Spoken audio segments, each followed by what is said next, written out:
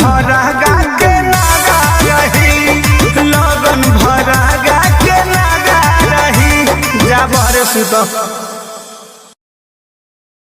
लगन भरा गा के नागा रही, लगन भरा गा के नागा रही।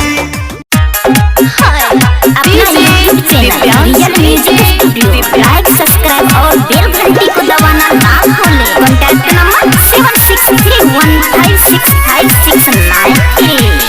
लभली आशिक बनान गुर की काम देख घर बार के।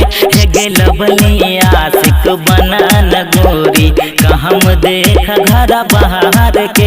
तोह नखरा नहीं चलेगा यह गोर की बाजार के। तोह नखरा नहीं चलेगा यह गोर की बाजार के।